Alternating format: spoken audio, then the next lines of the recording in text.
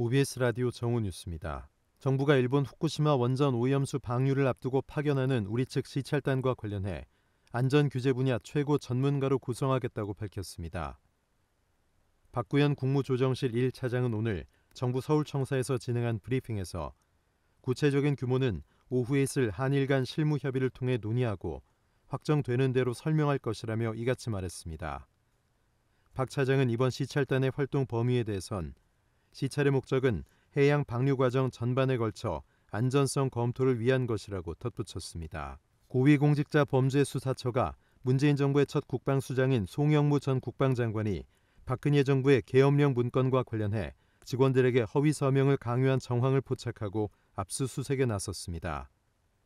공수처는 송 전 장관과 정해일 예비역 육군소장, 최현수 당시 국방부 대변인 자택과 사무실, 국방부 등을 압수수색하고 있습니다. 송 전 장관은 2018년 박근혜 정부 국군기무사령부가 작성한 계엄령 검토 문건에 자신이 법적으로 문제가 없다고 발언했다는 보도가 나오자 부하들에게 그런 사실이 없다는 문건을 만든 뒤 서명하게 한 혐의를 받고 있습니다. 수도권 기업 10곳 가운데 3곳은 비수도권 지역으로 기업을 이전하거나 지방에 신증설 투자를 생각하고 있는 것으로 조사됐습니다. 대한상공회의소가 수도권 기업 159개사를 조사한 결과 5년 내 비수도권 이전 혹은 신증설 투자를 고려하고 있다는 응답이 28.9%를 차지했습니다. 대상 지역으로는 대전, 세종, 충청을 꼽은 기업이 51.4%로 가장 많았고 부산, 울산, 경남 10.8%, 광주, 전라 10.8% 등의 순이었습니다.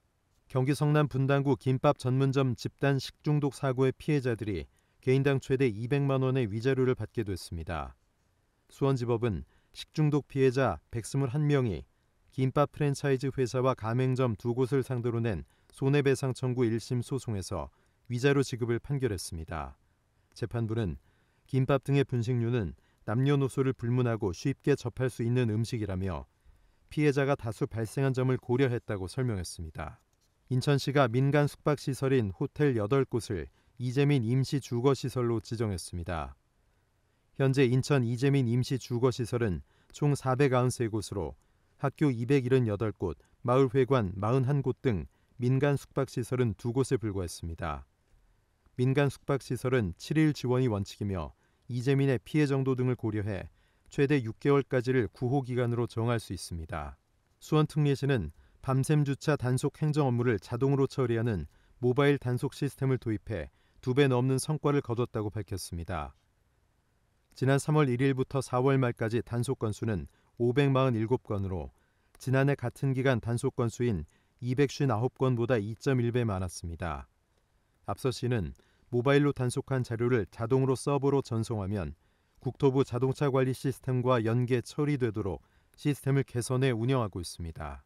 OBS 라디오 정우 뉴스를 마칩니다. 아나운서 홍원기였습니다.